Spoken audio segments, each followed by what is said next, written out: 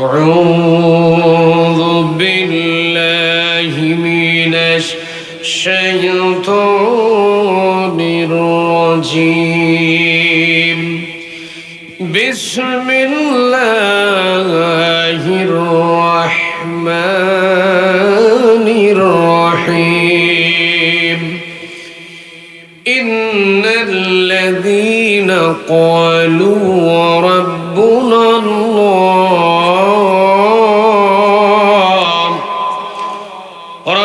الله ثم استقاموا تتنزل عليهم الملائكة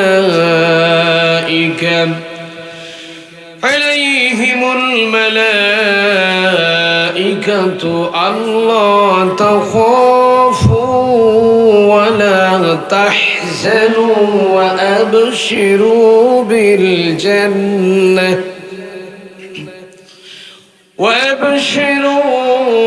بالجنة التي كنتم توعدون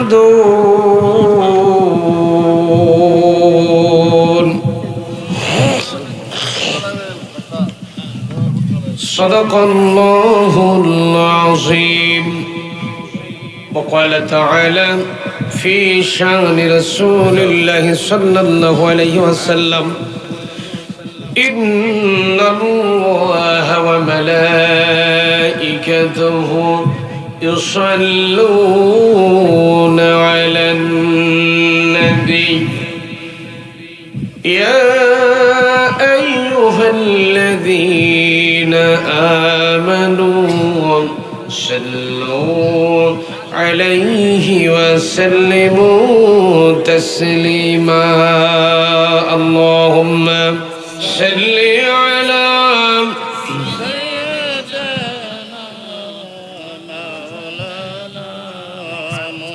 وعلى آل سيدنا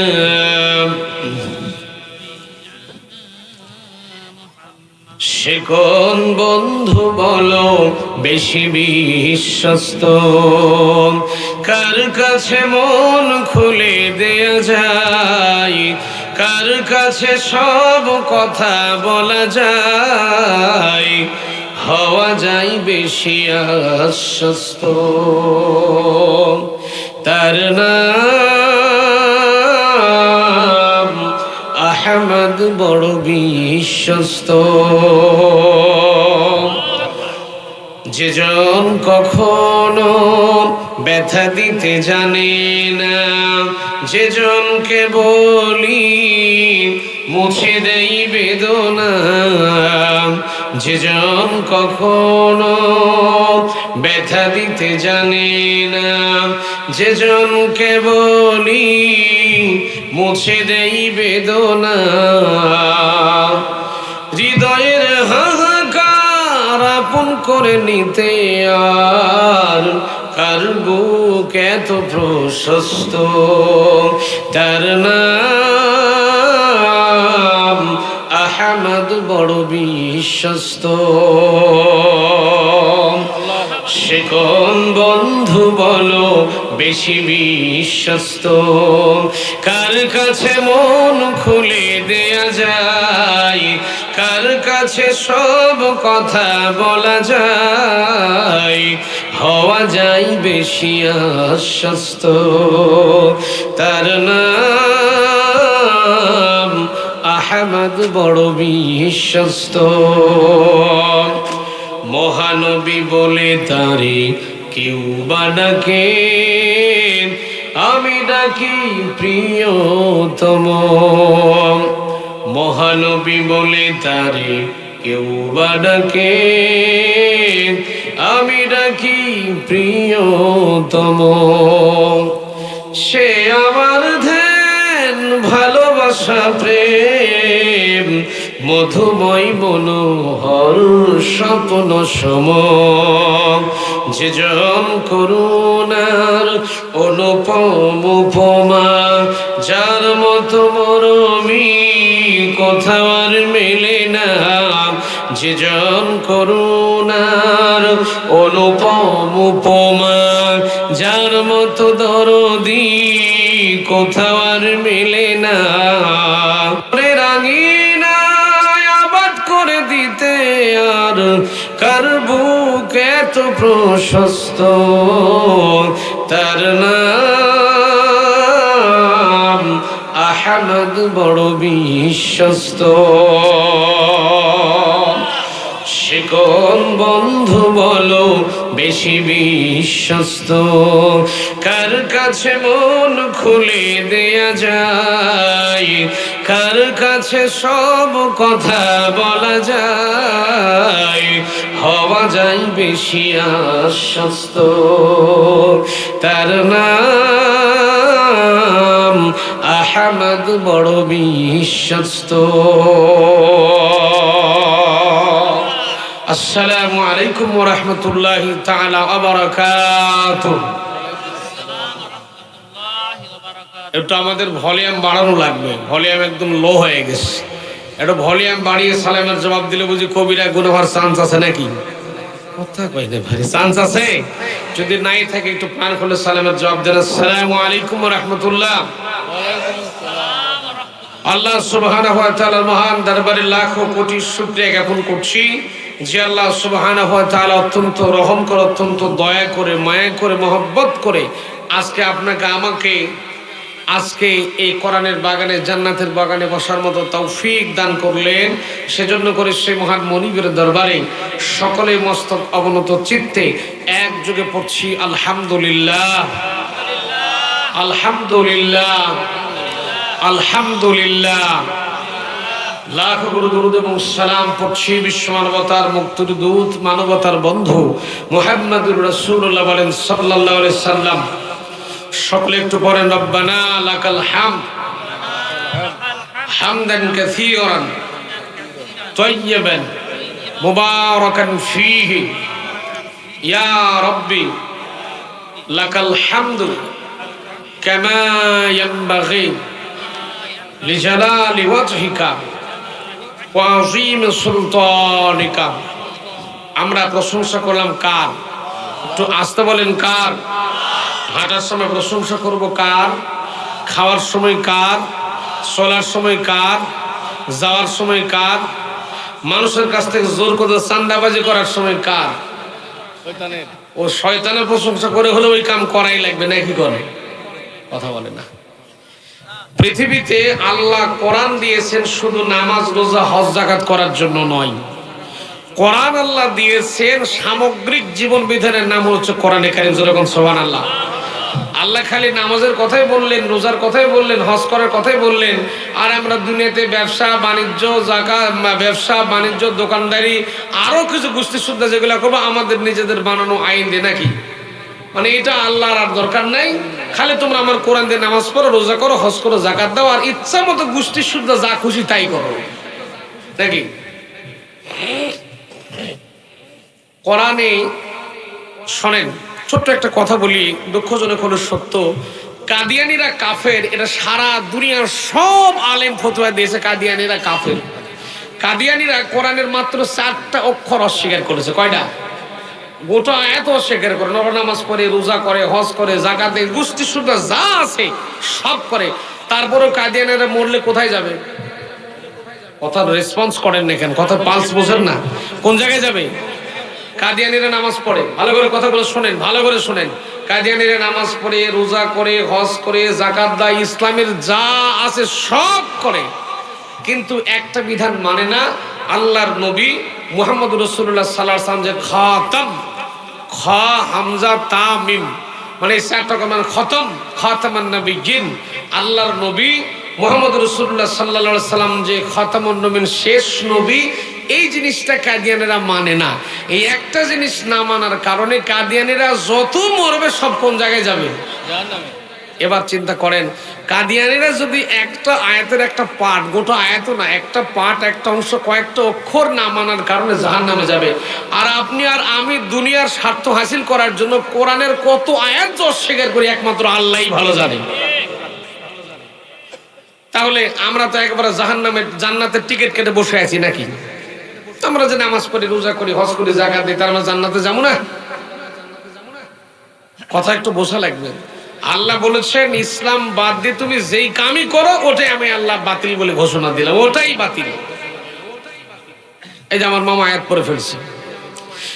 আল্লাহ রাব্বুল আলামিন বলেন আমান ইয়াবতাগি গায়রাল ইসলামি দীনান ফালাই ইউকবালা মিনহু ওয়া হুয়া ফিল আখিরাতি মিনাল খাসিরিন।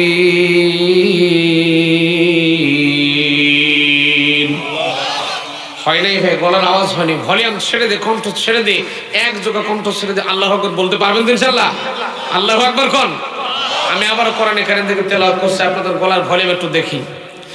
আল্লাহ রাব্বুল আলামিন বলেন আমান ইয়াবতাগি গায়রাল ইসলামি দীনান ফালাই ইউকবালা মিনহু ওয়া হুয়া ফিল আখিরাতি মিনাল খাসিরিন।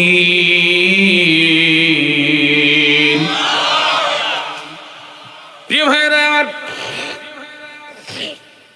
আল্লাহ রাব্বুল আলামিন বলেন আমান ইয়াবতাগি গায়রাল ইসলামি দীনান ফালাই ইউকবালা মিনহু। আল্লাহ রাব্বুল আলামিন বলেন ওয়ামান, এবং মান মানে ইয়াবতাগি মান অনুসরণ করলো, গায়রাল ইসলামি ইসলামকে বাদ দিয়ে যদি কোনো মানুষ অনুকরণ করলো, ইসলামকে বাদ দিয়ে যেটা করলো, আল্লাহ বলেন ইসলামকে বাদ দিয়ে তুমি যেটাই করো না কেন, ফালাই ইউকবালা মিনহু। ইউকবাল এটা মুজারের শব্দ। মুজারের শব্দটাকে যখন কোনো লাং শব্দ চলে আসে, আরবির গ্রামাটিক্যাল রুলস অনুযায়ী অর্থটা হয়ে যে কখনোই হবে না।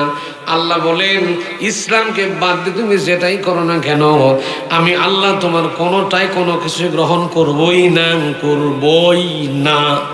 হার রসই দেওয়া আছে করবই। আল্লাহ বলেন কখনোই করব না, করব না। তারপরে শেষ করেন ওয়ার্ড সেন্টেন্স কিন্তু এখনো শেষ হয়নি। আল্লাহ জানাচ্ছেন করবই না। তারপর আল্লাহ বলতেছেন ওয়া ফিল আখিরাতি মিনাল খাসিরিন, করবই না।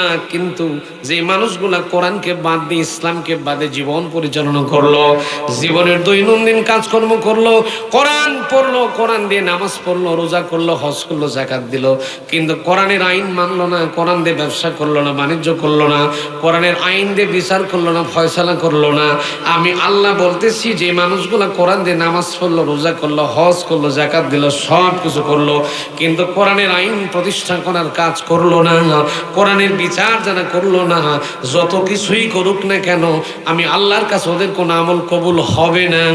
ওয়া ফিল আখিরাতি মিনাল খাসিরিন।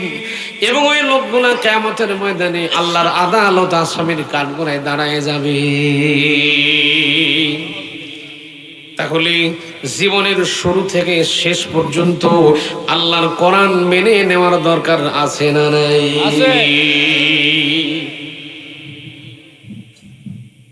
প্রিয় ভাইরা আমার, আপনি নামাজ পড়বেন কোরআন দিয়ে, নামাজ যেমন পড়বেন কোরআন দিয়ে, রোজা যেমন করি কোরআন দিয়ে, হজ করে, যাকাত দিয়ে কোরআন দিয়ে, ঠিক তেমন করে কোরআন দিয়ে এরকম একটা সমাজ গঠন হোক। গঠন করাও এই জিনিসটা আমরা চাই কি চাই না? জোরে বলেন, চাই কি চাই না? কোরআনের সোনালী সমাজ যদি তৈরি হয়ে যায়, এই জন্য একটা কথা বারবার মনে পড়ে যে ও নামাজি কোরআন দিয়ে নামাজ পড়ো, সমাজ কেন গড়ো না? ও নামাজি কোরআন দিয়ে নামাজ পড়ো, সমাজ কেন গড়ো না? সম্মানিত ভাইরা আমার, কোরআন দিয়ে আমি যদি সারা রাত ওয়াজ করি, কোরআনের কথা বলি, নামাজের কথা বলি, রোজার কথা বলি, হজের কথা বলি, যাকাতের কথা বলি, কোনো প্রবলেম হবে না।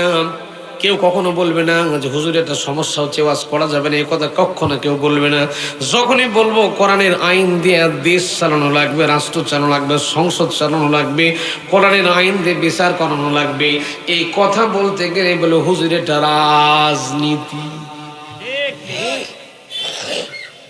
কথা কয় না, কথা কয় না রে।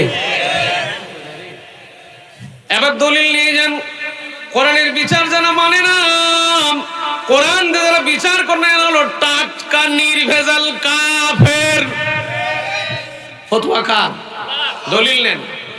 আল্লাহ রাব্বুল আলামিন বলেন ওয়ামান লাম ইয়াহকুম বিমা আনজালাল্লাহু ফাউলাইকা হুমুল কাফিরুন।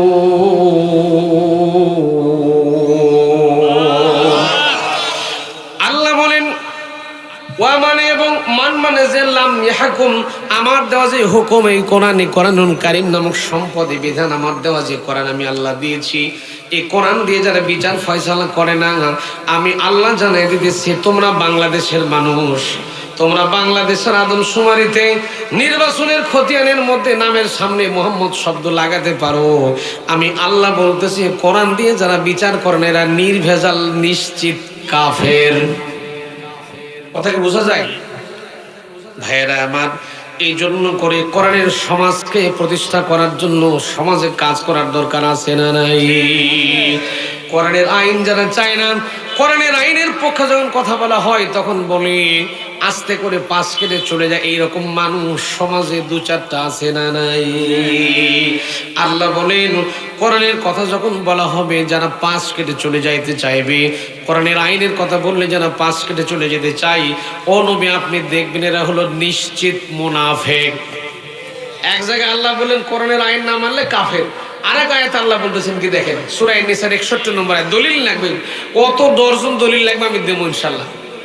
আল্লাহ বলতেছেন وَإِذَا قِيلَ لَهُمْ تَعَالَوْا إِلَى مَا أَنزَلَ اللَّهُ وَإِلَى الرَّسُولِ رَأَيْتَ الْمُنَافِقِينَ يَصُدُّونَ عَنكَ صُدُودًا।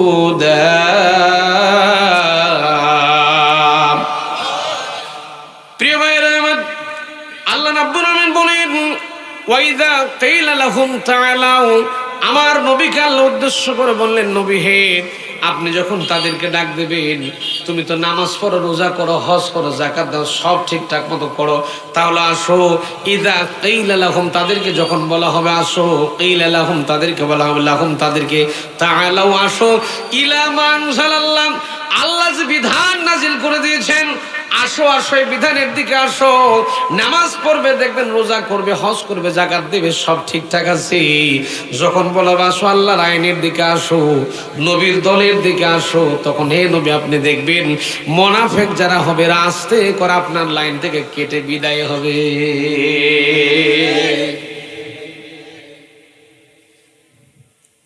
ভাইয়েরা আমার, তাহলে আল্লাহর আইনের পক্ষে কথা বলার দরকার আছে না নাই?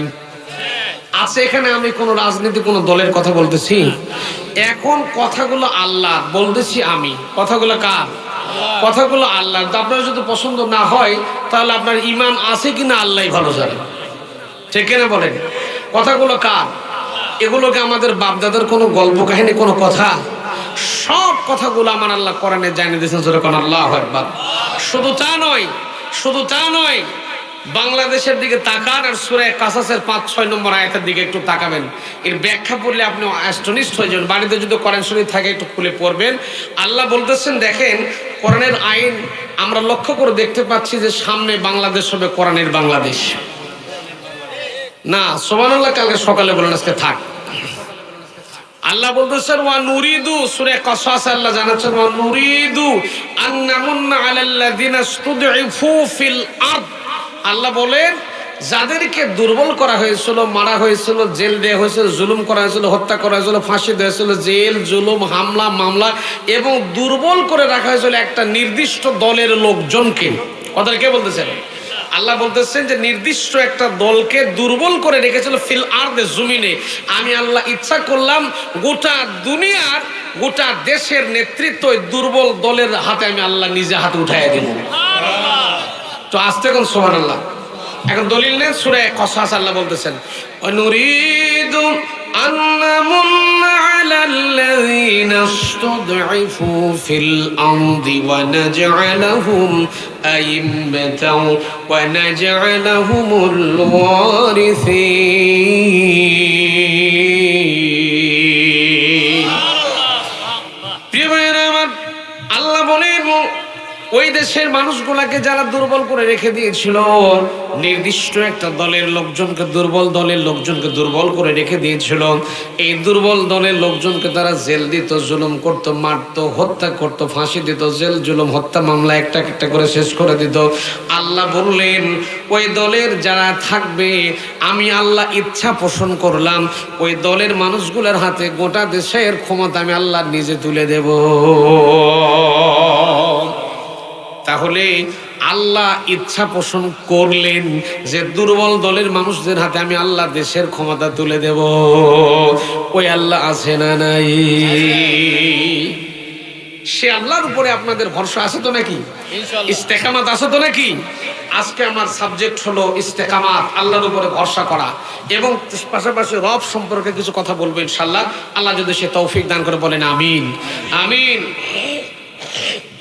প্রিয় ভাইরা আমার, আমি আপনাদের সামনে খুব বেশি ভূমিকায় নিতে চাচ্ছি না, শর্টলি, একেবারে শর্টকাটে আলোচনা শেষ করবো ইনশাআল্লাহ।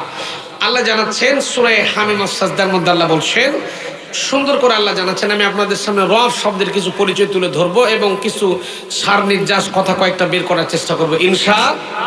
আমার সাথে একটু আয়াতে কারিমের সবাই একটু আমার সাথে তেলাওয়াত করেন। আউযুবিল্লাহ বিসমিল্লাহ পারেন তো নাকি?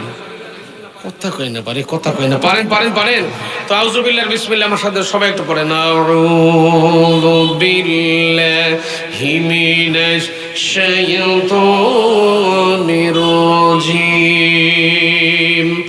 বিসমিল্লাহির রাহমানির রাহিম।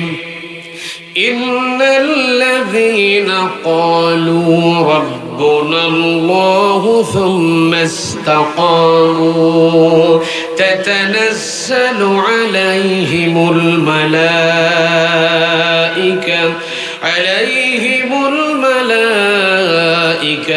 ألا تخافوا ولا تحزنوا وأبشروا بالجنة التي كنتم توعدون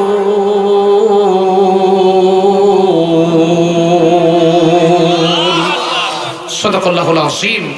বিতাড়িত মুরতাদ শয়তানের ওয়াসওয়াসা থেকে পানাহ চেয়ে নিয়ে পরম করুণাময় আল্লাহ সুবহানাহু ওয়া তাআলার নামে আলোচনা শুরু করছি।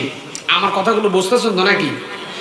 সূরা হামিম সাজদার আয়াত নম্বর 30, আয়াত নম্বর 30, এই 30 নম্বর আয়াতে কারিমা থেকে কিছু আলোচনা করব ইনশাআল্লাহ। এখানে ইস্তেকামাত অর্থাৎ আমাদের একমাত্র অবিচলতার সাথে দাঁড়িয়ে থাকা লাগবে আল্লাহর উপরে ভরসা করে। কার উপরে?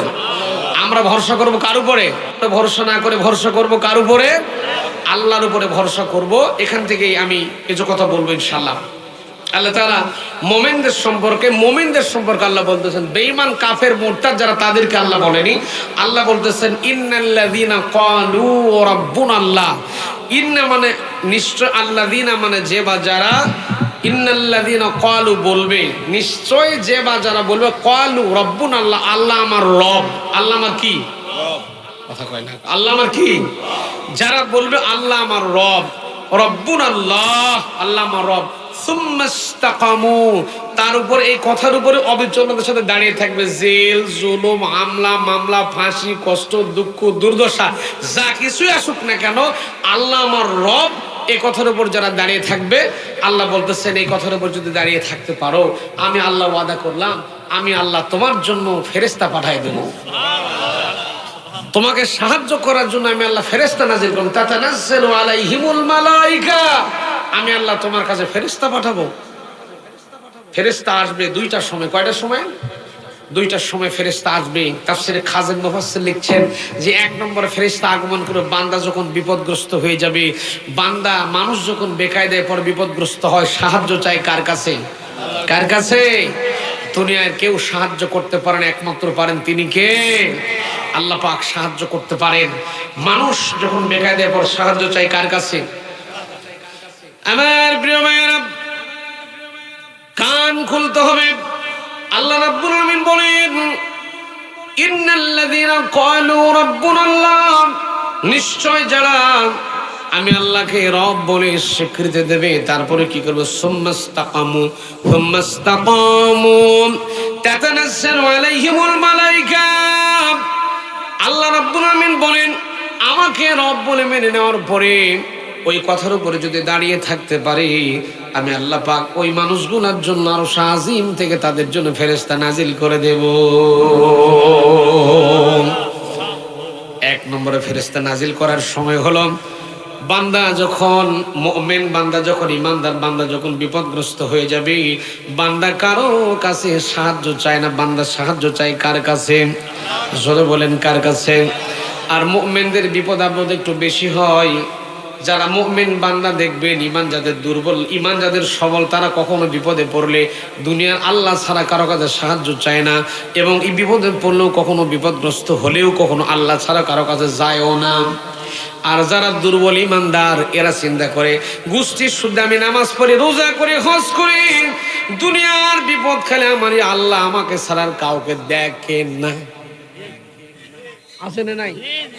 আর মুমিন যারা হয়ে যাবে তারা চিন্তা করে আল্লাহ আমার উপর পরীক্ষা করতেছে। আল্লাহ রাব্বুল আলামিন বলেন, ওয়ালানাবলুওয়ান্নাকুম বিশাইইম মিনাল খাউফি ওয়াল জু'i ওয়া নাকসিম মিনাল আমওয়ালি ওয়াল আনফুসি ওয়াস সামারাত ওয়া বাশশিরিস সাবিরিন।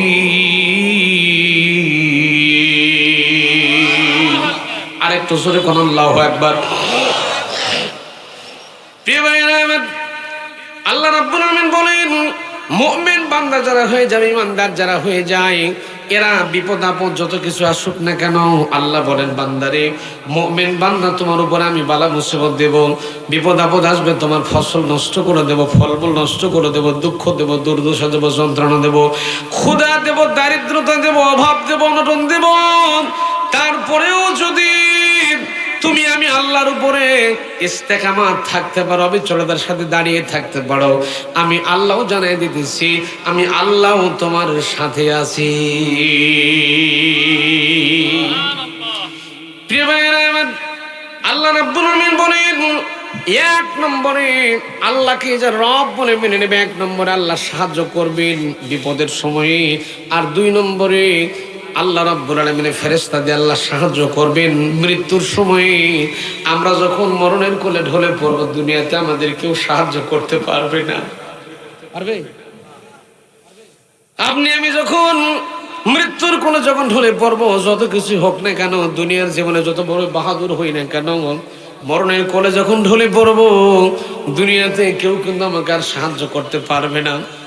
অথচ আল্লাহকে যদি রব বলে মানতে পারি, রব বলে যদি মেনে নেই, যদি দুনিয়া থেকে যেতে পারি, আমার প্রিয় ভাইয়েরা, তাহলে ফেরেশতা চলে আসবে, তাতানাজ্জালু আলাইহিমুল মালাইকা। আল্লাহ বলতেছেন যদি আমাকে রব বলে মেনে নিতে পারো, আর এই কথার উপরে যদি অবিচলতার সাথে দাঁড়িয়ে থাকতে পারো, তোমার কোনো টেনশন লাগবে না, করা লাগবে না, কোনো চিন্তা করা লাগবে না। আমি আল্লাহ রব্বুল আলামিন তোমাকে মৃত্যুর বিছানায় তোমার জন্য সুসংবাদ নিয়ে আমি আল্লাহ ফেরেশতা পাঠিয়ে দেব। কেমন সুসংবাদ? আপনি যখন মৌতের কোলে গেছেন, আমার কথা কি শুনতেছেন? মৃত্যুর বিছানায় যখন গিয়েছেন, ঠিক ওই সময় ফেরেশতা চলে আসবে। আসার পরে দেখবেন মানুষ যখন মৃত্যুবরণ করে, ঠিক ওই সময় চোখগুলো কিন্তু বড় বড় হয়ে যায়। দেখেন দেখেন এরকম চোখগুলো বড় বড় হয়ে যায়। আল্লাহ পাক বলতেছেন বান্দারে, মুসলিম শরীফের একটা হাদিসে এসেছে, মৃত্যুর সময় ফেরেশতা চলে আসবে, কাছে আসার পরে বান্দাকে বলবে, এই আল্লাহর বান্দা তুমি কাঁদো কেন, টেনশন করছো কেন? টেনশন করার দরকার নাই। আল্লাহ তাখাফু ওয়ালা তাহজানু, চিন্তা করো না, ভয় করো না, টেনশন করো না। ওয়া আবশিরু বিল জান্নাতিল্লাতী কুনতুম তুআদুন। হে আল্লাহর বান্দা, এই যে দেখো জান্নাত, খেয়াল করেন, ফেরেশতা জান্নাত তুলে আনবে, আনার পরে বলবে, হে আল্লাহর বান্দা তুমি চিন্তা করতেছো কেন? আল্লাহ তাখাফু ওয়ালা তাহজানু, চিন্তা করো না, ভয় করো না, কিচ্ছু চিন্তা করার কারণ নাই। ওয়ালা তাহজানু ওয়া আবশিরু, এই যে সুসংবাদ, এই যে দেখো জান্নাত দেখো। ওয়াবিশরু বিল জান্নাতিল্লাতী কুনতুম তুআদুন, আল্লাহ যে ওয়াদা তোমাকে দিয়েছিলেন, তুমি যদি আল্লাহর প্রতি দাঁড়িয়ে থাকতে পারো, তাহলে আল্লাহ তোমাকে জান্নাত দান করবেন। এই যে দেখো জান্নাত দেখো, তোমার মরতে দেরি, এই জান্নাতের মধ্যে ঢুকতে তোমার আর দেরি হবে। বান্দা মৃত্যুর কোলে তখন ওই জান্নাত দেখতে দেখতে বান্দা জান যে কখন কবজ হয়ে গেছে, বান্দা মোটু উঠির পাবে না। আল্লাহু আকবার। এরকম মৃত্যু আমরা চাই কি চাই না? চান তো নাকি আমার প্রিয় ভাইরা? প্রিয় ভাইরা আমার, হাদিস শরীফের ভিতরে এলো, সাহাবায়ে কেরাম প্রশ্ন করলেন নবীজিকে, ওগো আল্লাহর নবী, মৃত্যুর সময় যখন জান কবজ হয়ে যাবে, ফেরেশতা চলে আসবে, মানুষ বুঝতে পারবে না, কেমন কথা বর্ণনা করে একটু বুঝিয়ে দেন। আল্লাহর নবী ডাকতে বলেন, সাহাবীরা রে, ছোট্ট বাচ্চা কাচ্চাকে যখন মায়েরা বুকের দুধ পান করায়, ছোট্ট বাচ্চাদেরকে জনম দুঃখের মা যখন বুকের দুধ যখন পান করায়, ছোট্ট বাচ্চারা দুধ পান করতে করতে কখন যে মায়ের বুকে ঘুমিয়ে যায়, বাচ্চা কিন্তু মোটেও টের পায়, বাচ্চা মোটেও টের পায় না। আল্লাহর নবী বলেন, সাহাবীরা রে, আল্লাহর ইমানদার বান্দা যারা রব বলে আল্লাহকে স্বীকৃতি দিয়েছে, জেল জুলুম হামলা মামলা কষ্ট ফাঁটে সব কিছু সহ্য করার পরে, শত যন্ত্রণা শত নির্যাতনের উপরেও আল্লাহর প্রতি অবিচলতার সাথে দাঁড়িয়ে যারা থাকতে পেরেছিল, ওই সমস্ত মানুষগুলোর সামনে ছোট্ট বাচ্চা যেমন বুকের দুধ পান করতে করতে যেমন ঘুমিয়ে পড়ে, ঠিক তেমন করে আল্লাহর বান্দারা আল্লাহর জান্নাতের দৃশ্য দেখতে দেখতে আল্লাহর কাছে চলে যাবে। তাহলে আল্লাহ আমার রব, আল্লাহ আমার কি, তো জোরে কোন কি, আল্লাহ আমার কি, আল্লাহ আমার রব। এই জিনিসটা জানার দরকার আছে না নাই? যদি না জানি তাহলে তো বেকার হয়েছে। এক হুজুর মাঝে মাঝে দোয়া করে, রব্বি হাবলি মিনাস সলিহিন, মাঝে মাঝে প্রায় এই দোয়া একই দোয়া করে। তো একটা যুবক কৌতূহল, এখন তো যুবকদের কৌতূহলের ঠিক নেই, বহু কৌতূহল, বহুর কিউরিসিটি মনের মধ্যে জাগে। হঠাৎ করে যুবক চিন্তা করলো যে ঘটনা কি, দোয়ার মধ্যে আছে কি? প্রতিদিন হুজুর সালাম ফেরানোর পরে রব্বি হাবলি মিনাস সলিহিন, দোয়ার মানে এটা কি?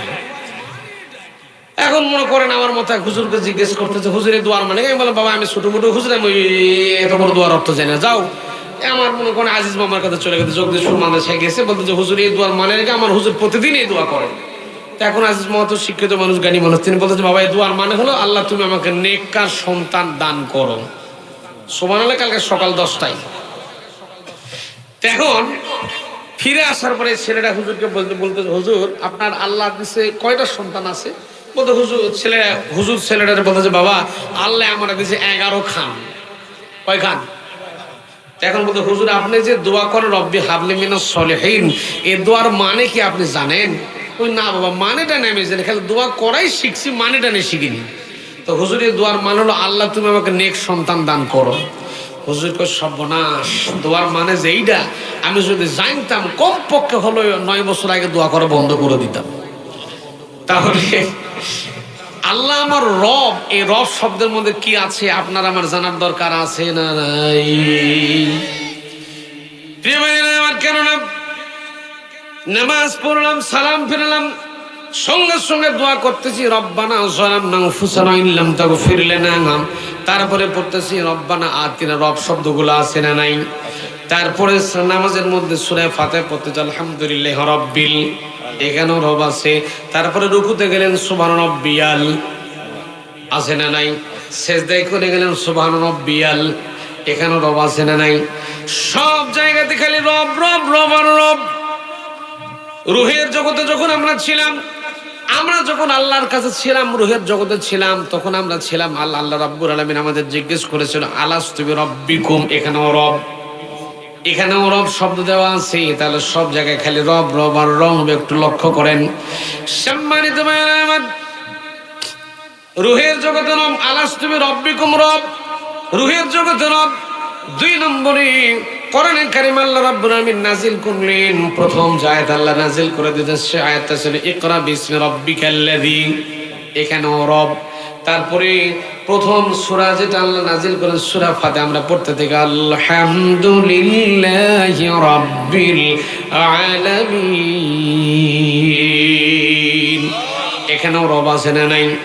তারপরে কোরআনে কারীমের শেষ সূরার দিকে চলে যান, কুল আউযু বিরাব্বিন, এখানেও রব আছে না নাই? তারপরে মরে যাবেন, মরার পরেও রব। কবরের মধ্যে যখন রেখা আসবে, প্রথম প্রশ্ন মান, এখানে রব আছে না নাই? তাহলে কয়টা হলো?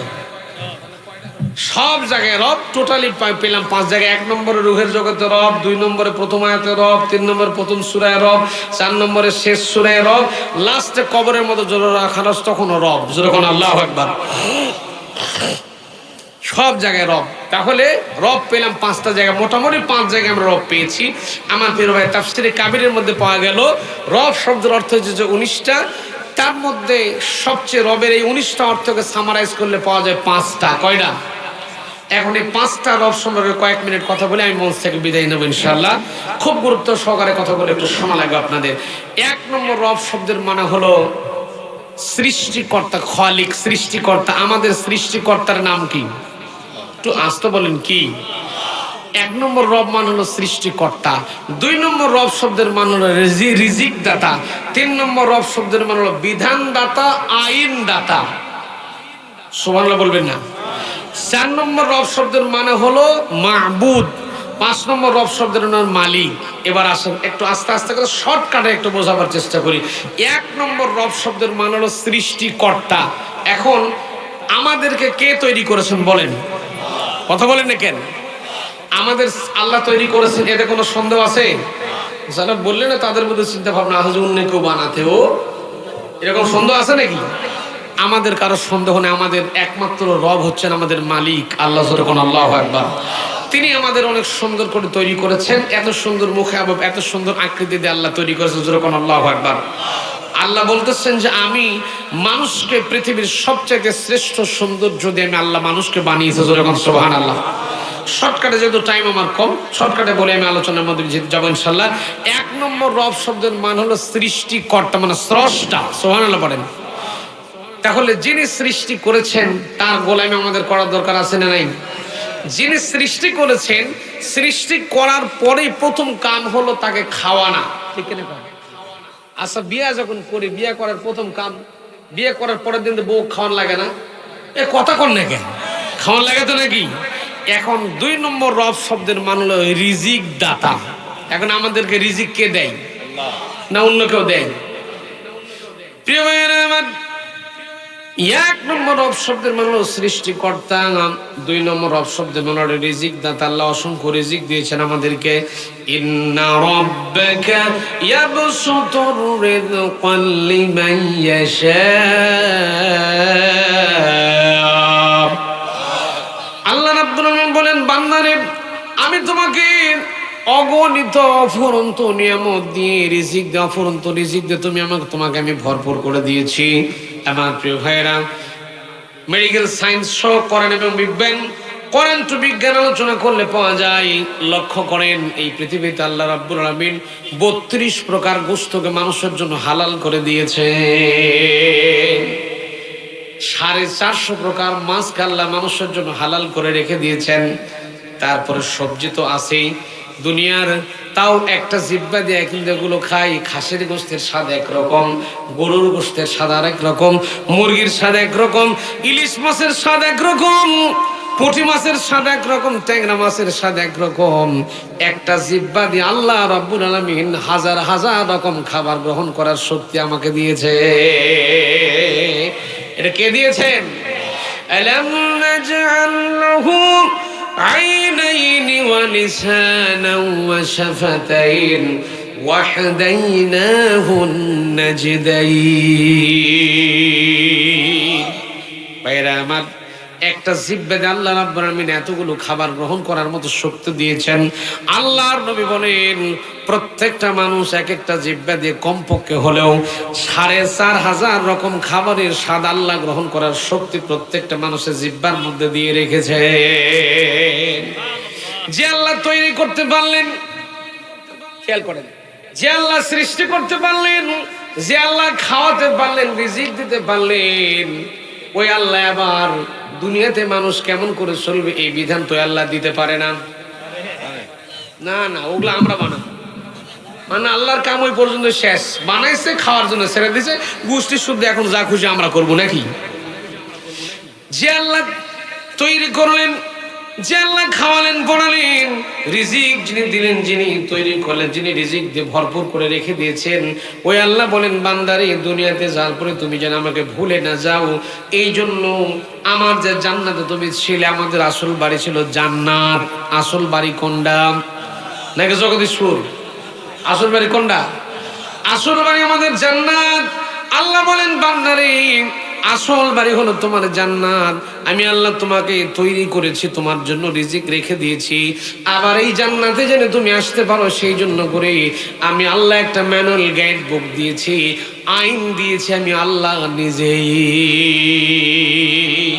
এই আইন যদি মানতে পারো, আমি আল্লাহ যে জান্নাতে তোমাকে দিয়েছিলাম, যে জান্নাতে তোমাকে রেখেছিলাম, আমার আইন যদি তুমি মানতে পারো, আমি আল্লাহ তোমাকে আবার ওই জান্নাতের মধ্যে ফেরত পাঠিয়ে দেব। তাহলে ওই জান্নাতে যাওয়ার দরকার আছে না নাই?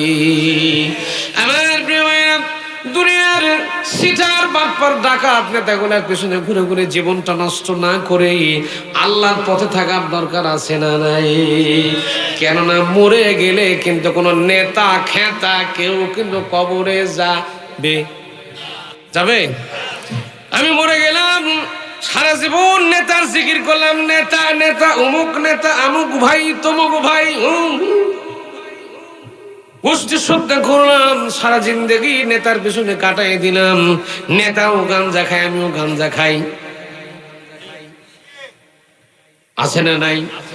এইরকম করে জিন্দেগি নষ্ট করে দিলাম, মরে গেলাম। কবরের মরার পরে সারা জীবন নবীর দলের বিরুদ্ধে চলেছি, নবীওয়ালা মানুষকে কষ্ট দিয়েছি, দাড়িওয়ালা টুপিওয়ালা মানুষদের দেখলেই কষ্ট দিয়েছি, এদেরকে এক একটা দলের ট্যাগ লাগিয়ে দিয়ে চলেছি, ইসলামপন্থীদের কষ্ট দিয়েছি, ইচ্ছা মতো কষ্ট দিয়েছি। এখন যখন মরে গেলাম, মরে যাওয়ার পরে বলা হচ্ছে বিসমিল্লাহি ওয়ালা মিল্লাতি রাসূলিল্লাহ। কবরের মধ্যে এই দোয়া পড়েন আপনারাও কন। এখন যে সিটার মরে গেল, যে সিটার সারা জীবন রিলিফের গম মেরে খেলো, বিধবা ভাতার বয়স্ক ভাতার টাকা মেরে খায়, বিধবা ভাতার টাকা যারা মেরে দিল, বয়স্ক ভাতার একটা কাট করতে যে সিটার ৩,০০০ ৪,০০০ করে টাকা নিল, এই সিটার যখন মরে গেল, আমি আপনার মতো হুজুরকে বিসমিল্লাহি মিল্লাতি রাসূলিল্লাহ বলে দলের মধ্যে দিয়ে আসলাম। এই সিটারকে বলতেছি নবীর দলের মধ্যে দিয়ে গেলাম।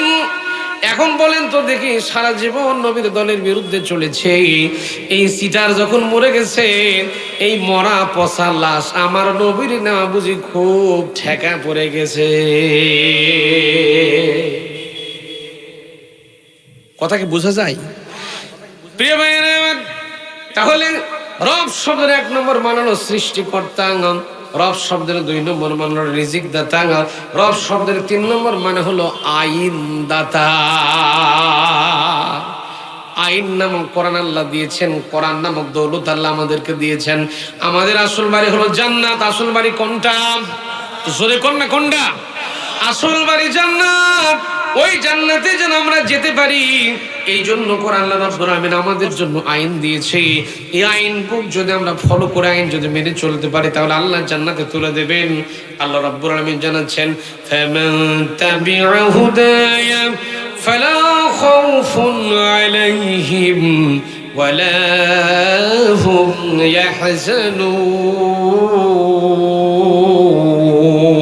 ইয়াহজানুন। আরেকটু জোরে সরে কোন আল্লাহু আকবার। এখন দলিল নিয়ে যান। আল্লাহ বলেন ফামান মানে অতঃপর, তাবউন শব্দ মানে হলো তেবা করানো, স্মরণ করা, অনুকরণ করা, মেনে নেওয়া। তাবউন শব্দের অনেকগুলো অর্থ আমি পেয়েছি, তার মধ্যে মোস্ট ইম্পর্টেন্ট গুরুত্বপূর্ণ শব্দ যেটা পেয়েছি সেটা হলো দেখে দেখে চলা। মনে করুন আমার আব্দুল আজিজ মামা সামনে হাঁটতেছে, কোন পা কোন ভাবে দিচ্ছে, কোন স্টাইলে চলতেছে, এই জিনিসটাকে দেখে দেখে চলার নাম হলো তাবউন করা। কথা কি শুনতেছেন? যারা তাবে করবে, ইত্তেবা করবে, কোরআন যারা মেনে চলতে পারবে, এই কোরআন যারা মেনে চলতে পারবে, আল্লাহ বলেন ফালা খাউফুন আলাইহিম ওয়ালা হুম ইয়াহজানুন। ওই মানুষগুলোর জন্য কোনো ভয় থাকবে না, আর তাদের জন্য কোনো রকম কোনো চিন্তাও নাই। তাহলে আপনি নবীর জীবনের শুধু একটা পাঠ নিয়েছেন, নবী নামাজ পড়েছেন, নবী রোজা করেছেন, নবী হজ করেছেন, যাকাত দিয়েছেন, একটা পাঠ আপনি নিয়েছেন। নবী যে 10টা বছর মদিনাতে কোরআন দিয়া রাজনীতি করেছেন, এই জিনিসটা আপনি বাদ দিয়ে বসে আছেন। চিন্তা করতেছেন ওই রাজনীতি ফাজনীতি ওগুলা খারাপ মানুষের কাম, ভালো মানুষের ওগুলা কাম না। ভালো মানুষ যদি না যায়, এই চেয়ারটা যদি ভালো মানুষ দখল করতে না পারে, তাহলে সিটার বাটপার চোর আর ডাকাতেরা চেয়ার কিন্তু ঠিকই দখল করবে। আর এই কথাগুলা বলতে গেলে হুজুর খারাপ। চেয়ার কি বসে থাকবে কারোর জন্য? আপনি চিন্তা করছেন না আমি ভালো মানুষ, আমি ওগুলো রাজনীতি ফাজনীতির মধ্যে যাবো না। আরে ভাই, পয়গম্বর ইউসুফ আলাইহিস সালামের নাম শুনেছেন আপনারা? কথা কয় না ভাই, কথা কয় না। নাম শুনেছেন? ইউসুফ নবী এত সৌন্দর্য আল্লাহ ইউসুফ নবীকে দিয়েছিলেন। গোটা দুনিয়া তৈরি করার পর আল্লাহ, ওটা পৃথিবী তৈরি করে আল্লাহ সৃষ্টি জগৎকে দুই ভাগে ভাগ করলেন, সৌন্দর্যকে দুই ভাগে ভাগ করলেন। এক ভাগ সৌন্দর্য দিয়ে আল্লাহ পাক ইউসুফ নবীকে তৈরি করলেন, আর এক ভাগ সৌন্দর্য দিয়ে গোটা দুনিয়া বানালেন, আর এক ভাগ সৌন্দর্য দিয়ে আল্লাহ ইউসুফ আলাইহিস সালামকে তৈরি করেছেন। সুবহানাল্লাহ। ইউসুফ আলাইহিস সালাম এত সুন্দর ছিলেন দেখতে, এত সুন্দর ছিলেন, তিনি যখন কোনো খাবার খেতেন, খাবারগুলা পেটের মধ্যে যেত, মুখ দিয়া গলা দিয়া পেটের মধ্যে যেত, খাবারগুলো স্পষ্ট দেখা যেত। সুবহানাল্লাহ বলেন। সেই ইউসুফ আলাইহিস সালাম মিশরের অর্থ মন্ত্রণালয় পরিচালনা করেছিলেন। সুবহানাল্লাহ বলবেন না? চিন্তা করতে, নবী মানুষ অর্থমন্ত্রী, কাম দেখি ঠিক। প্রিয় ভাইয়েরা আমার, লক্ষ্য করেন, ইউসুফ আলাইহিস সালাম অর্থ মিনিস্ট্রি, অর্থ মন্ত্রণালয়ের মতো একটা মন্ত্রণালয়, চারটিখানি কথা না। সবচেয়ে গুরুত্বপূর্ণ অর্থ মন্ত্রণালয়, খাদ্য মন্ত্রণালয়, গুরুত্বপূর্ণ মন্ত্রণালয়, এই মন্ত্রণালয়গুলি ইউসুফ আলাইহিস সালাম চালিয়েছেন। বলেন সুবহানাল্লাহ। নবী সুলাইমান আলাইহিস সালামের কথা শুনেছেন আপনারা? গোটা দুনিয়ার বাদশাহী পরিচালনা করেছেন। যখন আল্লাহু আকবার। আল্লাহর নবী মুহাম্মদ রাসূলুল্লাহ সাল্লাল্লাহু আলাইহি সাল্লাম রাষ্ট্র পরিচালনা করেছিলেন। তিনি ছিলেন রাষ্ট্রপতি। সুবহান বলবেন না? তিনি দেশ চালিয়েছিলেন, রাষ্ট্র চালিয়েছিলেন কি দিয়ে? যখন আমরা কোরআনের কথা বলি যে ভাই যে যাই করেন না কারণ আসেন কোরআনের দিকে আসেন, কোরআনের কথা বলি, কোরআন দিয়ে রাজনীতি করি, কোরআন দিয়ে রাষ্ট্র পরিচালনা করি, কোরআনের আইন প্রতিষ্ঠা করি, এই কথা যখন বলতে যাই তখন আর হুজুরকে ভালো লাগে না, কথা বলে না।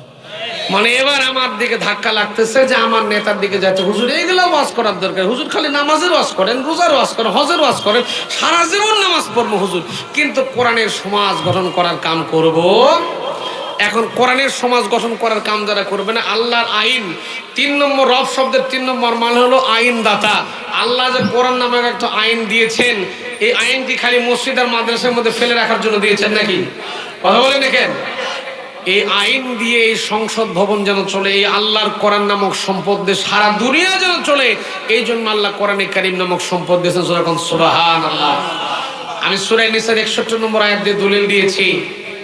প্রিয় ভাইরা, আল্লাহ রাব্বুল আলামিন বলেন, ওয়াইযা কিলা লাহুম তাআলাউ ইলা মা আনজালাল্লাহু ওয়া ইলার রাসূল রাআইতাল মুনাফিকিনা ইয়াসুদ্দুনা আনকা সুদুদা।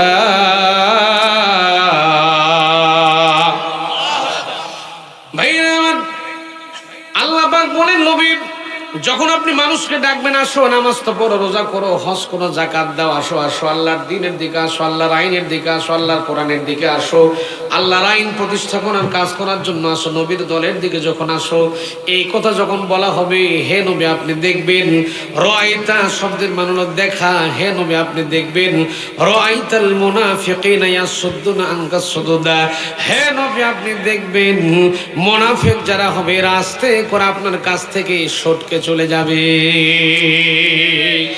এরকম পাবলিক বাংলাদেশে আছে না নাই?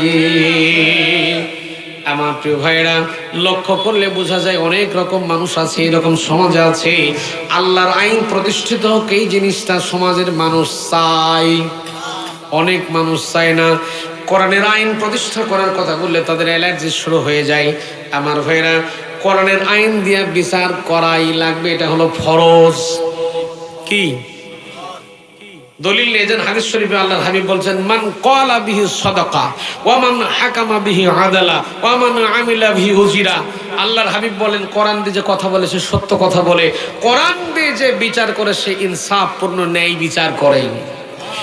আর যারা ন্যায় বিচার করে, কোরআন দিয়ে যারা বিচার করে, আমি আল্লাহ তাদেরকে জান্নাতুল ফেরদাউস দান করে দেবো। যখন আল্লাহু আকবার। কোরআন দিয়ে যদি কোনো বিচার করা হয় তাহলে কি কোনো পক্ষপাতিত্ব থাকে? কথা বলেন, থাকে?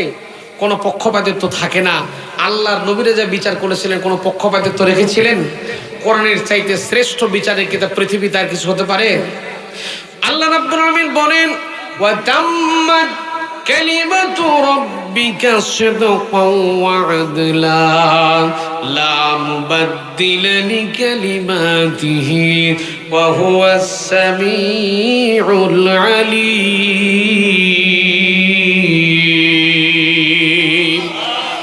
কোরআন দিয়ে যারা বিচার করে তারা ন্যায় বিচার করে, কেননা কোরআন এসেছেই ইনসাফ, বিচার, ন্যায় বিচার প্রতিষ্ঠা করার জন্য। যখন আল্লাহু আকবার, আল্লাহু আকবার। আমার প্রিয় ভাইরা, একটু খেয়াল করেন কথাগুলো, একটু খেয়াল করেন, খুব গভীর মনোযোগ দেন, খেয়াল করেন, কথাগুলো বোঝা লাগবে। কোরআনের যারা বিচার করে, এরা কোরআনকে যারা ভয় করে, কোরআন যারা রাষ্ট্র পরিচালনা করে, সবসময় ভয় করে কাকে? ভয় করে কাকে?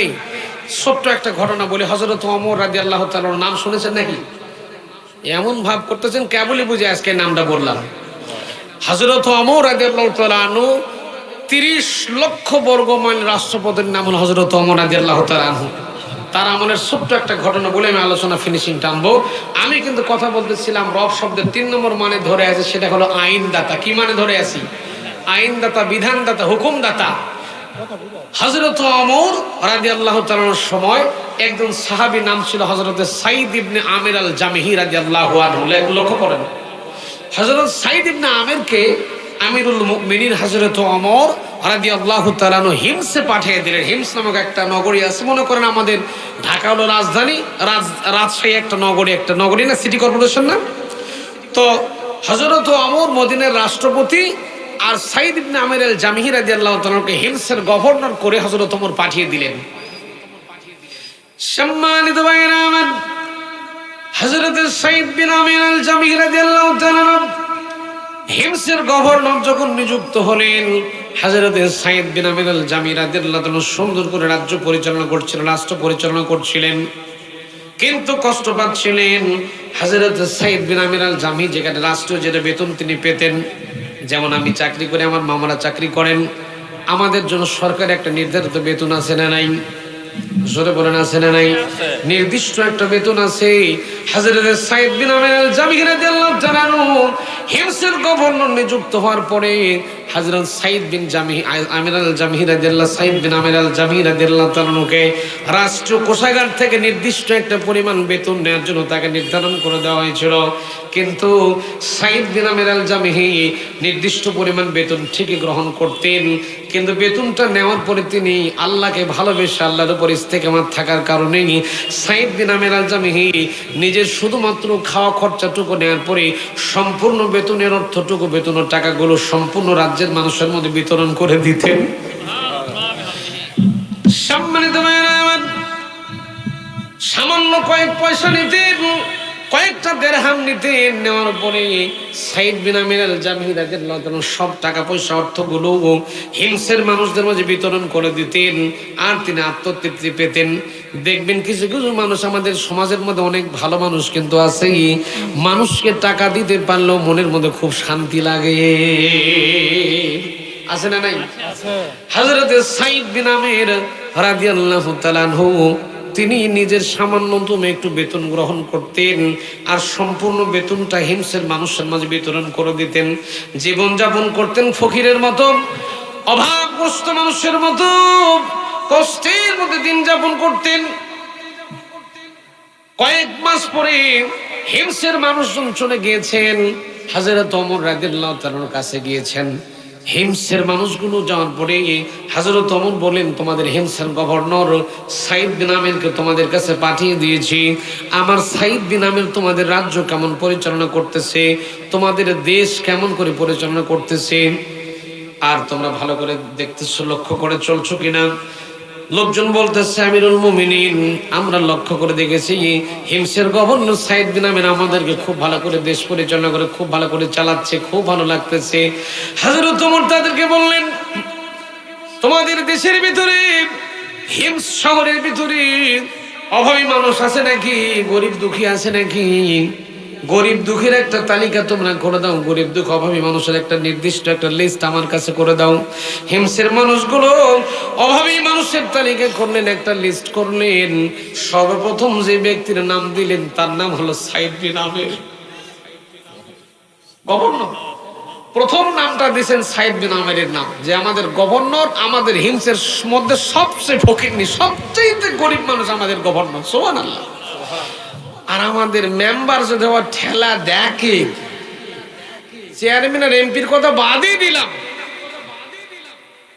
মেম্বার হলেও ঠেলা দেখে কি? ঠিক আছে কম কথা বল না কেন? চেয়ারম্যান, মেম্বার, এমপি, মন্ত্রী হলে তো কথাই নাই। হিমসের গভর্নর তারা নাম দিলেন যে আমাদের দেশের মাটিতে সবচেয়ে অভাবী দুঃখী গরিব মানুষের মধ্যে পড়েছে এক নম্বর হিমসের গভর্নর সাইদ বিন আমের। সাইদ বিন আমেরের নামটা তারা লিখে দিলেন। হযরত ওমর কয়েকজন নাম পড়লেন, পরের হযরত ওমর রাদিয়াল্লাহু তাআলা চোখের পানি ফেলতে কাঁদতেছেন। কোষাগার থেকে কয়েক হাজার দিরহাম হিমসের গভর্নর সাইদ বিন আমেরের জন্য লিস্ট করে দিলেন, একটা বাজেট দিলেন। যেমন করে আমাদের দেশে গভর্নমেন্টের সরকারের পক্ষ থেকে বাজেট আসে কি আসে না? নির্দিষ্ট কোনোভাবে দুস্থ রোগী কিংবা অসুস্থ কোনো মানুষের জন্য সরকার কিন্তু বাজেট দেয়। সমাজ কল্যাণ মন্ত্রণালয় থেকে বাজেটগুলো হয়, খেয়াল করবেন। আবেদন করলে সরকারের পক্ষ থেকে মোটা অঙ্কের টাকা পাওয়া যায়। প্রিয় ভাইয়েরা, হযরত ওমর রাদিয়াল্লাহু তাআলা হিমসের গভর্নর সাইদ বিন আমির আল জামিহি রাদিয়াল্লাহু তাআলাকে কয়েক হাজার দিরহাম রাষ্ট্রীয় কোষাগার থেকে তার জন্য একটা বাজেট দিলেন। এই বাজেটের এই টাকাটা তোমরা নিয়ে চলে যাও, হিমসের গভর্নর সাইদ বিন আমিরকে পৌঁছে দিও। সাইদ বিন আমির রাদিয়াল্লাহু তাআলার কাছে যখন পৌঁছে দেওয়া হলো, এই অর্থগুলো হিমসের মানুষগুলো শর্টকাট করে আলোচনা সংক্ষিপ্ত করছি।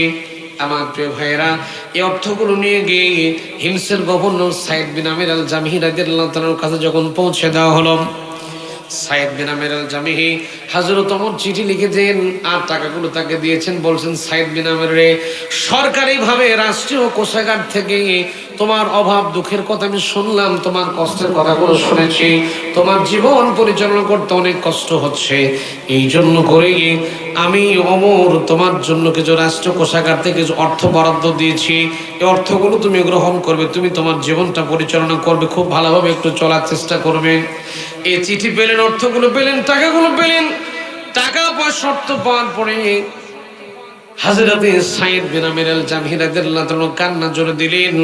এবার অর্থ সম্পদগুলো, দিরহামগুলো নিয়ে গিয়ে চিঠি, হযরত ওমরের চিঠি আর টাকা পয়সাগুলো সহ স্ত্রীর কাছে গেলেন, বউয়ের কাছে গেলেন। আমাদের সবার কাছে কিন্তু পরামর্শ আমরা করি, শেষ পরামর্শ কিন্তু বউয়ের কাছে ঠিকই করি, ঠিকই পরামর্শ করি।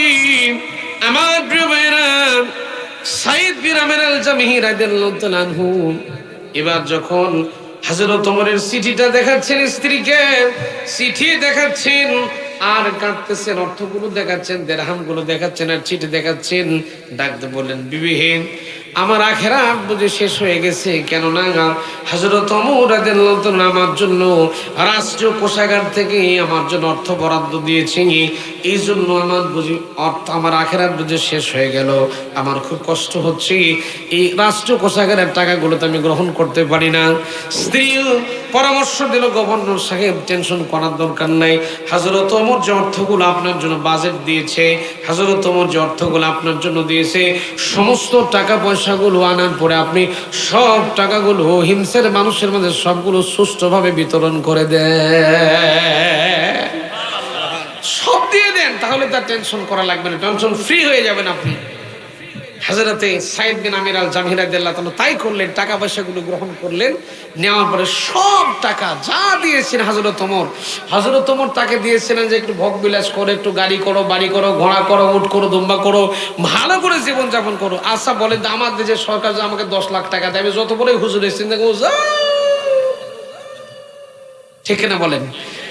হিমসের গভর্নরকে হযরত ওমর দিয়েছেন যে সাইদ ইবনে আমির আল জামিহি, তোমাকে টাকাগুলো দিলাম, তুমি তোমার নিজের জীবন পরিচালনা করার জন্য ব্যয় করো, এগুলো রাষ্ট্রীয় কাজে ব্যয় করার দরকার নেই। দেখেন কেমন নেতা ছিলেন আর কেমন আল্লাহর আইন মেনে নিয়েছিলেন। আর আমাদের নেতাদের কাছে যখন 1 কোটি টাকার বাজেট আছে, যমুনার ব্রিজ পার হতে 50 লাখ টাকা শেষ। কথা কয় না রে, ওদের পকেটের মধ্যে আগেই ঢোকে। যমুনার ব্রিজ পারে কোনো মতো যদি নওগাঁ পর্যন্ত আসো, আরো 30 লাখ টাকায় সিটার বাটপার ছোটরা লুটপাট করে খায়। ঠিক কিনা বলেন? 1 কোটি টাকার একটা ব্রিজের বাজেট দিছে সরকার। এই সিটার বাটপার চোর ডাকাতের কাছে আসতে আসতে নওগাঁ পর্যন্ত আসতে 1,80,00,000 টাকায় গায়ে 20 লাখ টাকা দিয়ে ব্রিজ তৈরি হয়। কথা বলে ওই 1,80,00,000 টাকা যখন চলে যায়, 1 কোটি টাকার ব্রিজ যখন 20 লাখ টাকা দিয়ে তৈরি হয়, তখন ওই ব্রিজ তখন আল্লাহর ওলিরা সুন্দর করে রডের বদলে বাঁশ দিয়ে তৈরি করে। কথা কন না কে?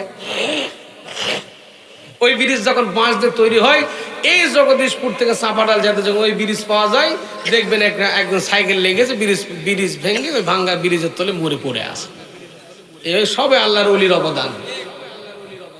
কথা কন না কে? কথা কি লিখে ভিত্তিহীন? তাহলে দেখেন ইসলামী রাষ্ট্র কেমন ছিল, আল্লাহর আইন কেমন মেনে নিয়েছিলেন। নিজের বেতন তো দিতেনি, হযরত ওমর দিয়েছেন যে তুমি একটু নিজের জীবন পরিচালনা করে, সেই টাকা পাওয়ার পরে সঙ্গে সঙ্গে সব টাকা হিমসের মানুষকে ডেকে ডেকে মানুষকে বিতরণ করে দিয়েছে। জোরে বলেন আল্লাহু আকবার। হিমসের গভর্নর হযরত সাইদ বিন আহমেদ ওই আগে যা অবস্থা সে অবস্থায় দাঁড়িয়ে গেছে। হযরত ওমর চিন্তা করলেন, দেখি আমি একটু ঘুরে ঘুরে দেখি। আমার কথা শুনতেছেন আপনারা? জি জি। হযরত ওমর রাদিয়াল্লাহু তাআলা চিন্তা করলেন, আমি একটু ঘুরে ঘুরে দেখি। আচ্ছা, আমাদের দেশের এখন যে উপদেষ্টা, প্রধান উপদেষ্টা ডক্টর ইউনূস যদি চিন্তা করে যে দেখি রাজশাহী আছে, রাজশাহীবাসী কেমন আছে, একটু দেখি রাজশাহীর যে বড় লিডার ডিআইজি ডিসি এসপি এরা কেমন আছে, একটু খোঁজ করে দেখি। দেখতে পারেন না? তিনি যদি চিন্তা করে দেখি, আমি একটু দেখে আছে ঘুরে আছে রাজশাহীর মেয়র সাহেব কেমন আছে, একটু দেখি তার হাল হাকুকত একটু জেনে আসি। দেখেন সম্মানিত ভাইয়েরা আমার, হযরত ওমর রাদিয়াল্লাহু তাআলা হিমসে চলে আসলেন। আসার পরে হিমসের মানুষগুলোকে প্রশ্ন করলেন, হিমসের মানুষ তোমরা কেমন আছো, ভালো আছো না মন্দ আছো? আমার কাছে একটু খুলে খুলে বলো তোমরা কেমন জীবন যাপন করছো। আর তোমাদের যে গভর্নর হিমসের গভর্নর সাইদ ইবনে আমিরকে আমি যে পাঠিয়ে দিয়েছি, এই সাইদ ইবনে আমির তোমাদের কেমন কাজকর্ম করছে, তোমাদের কাজগুলো কেমন করে পরিচালনা করছে, তোমরা তার সম্পর্কে একটু বলো। হিমসের গভর্নর বলেন, আমিরুল মুমিনিন ওমর ফারুক রাদিয়াল্লাহু তাআলা, আমাদের হিমসের গভর্নর সাইদ ইবনে আমির খুব ভালো মানুষ, খুব ভালো মানুষ, খুব ভালো মানুষ, কিন্তু আমরা হিমসের গভর্নর সাইদ ইবনে আমির সম্পর্কে 7টা অভিযোগ আপনার কাছে করতে চাই। কয়টা? এত ভালো হওয়ার পরে অভিযোগ কয়টা? বলতেছি 4টা অভিযোগ করতে চাই। হযরত ওমর বললেন, এত ভালো মানুষ তোমরা বলতেছো, তারপরেও তার সম্পর্কে অভিযোগ দায়ের করছো, তার কারণটা কি?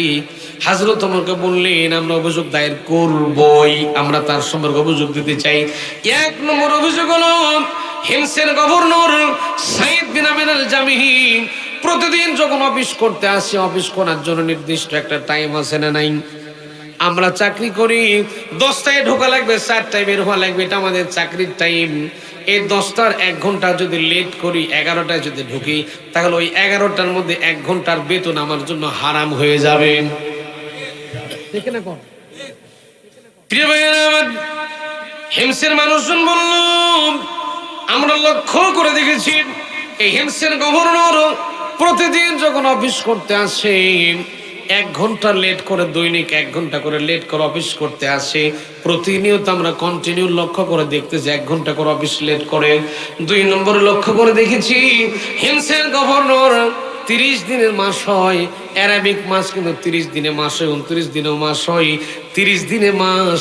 লক্ষ্য করেন 30 দিনে মাস। তারা বলতেছে আমরা জানি 30 দিনে মাস হয়, কিন্তু হিমসের গভর্নর 30 দিনের মধ্যে একদিন অফিসে থাকে না। একদিন অফিসে থাকে না। লক্ষ্য করে বলতেছেন 1 ঘন্টা আসে না। 2 নম্বর একদম অফিসে থাকে না। 3 নম্বর আমাদের অভিযোগ হলো, 3 নম্বর অভিযোগ হলো হিমসের গভর্নর রাতের বেলায় তার কার্যালয়ে তাকে খুঁজে পাওয়া যায়। রাতের বেলা কোথায় জেনে তিনি চলে যান, রাতের বেলা তাকে খুঁজে পাওয়া যায় না। 4 নম্বর অভিযোগ হলো হিমসের গভর্নর আমরা লক্ষ্য করে দেখি মাঝে মাঝে বেহুশ হয়ে সেন্সলেস জমিনের মধ্যে পড়ে যায়।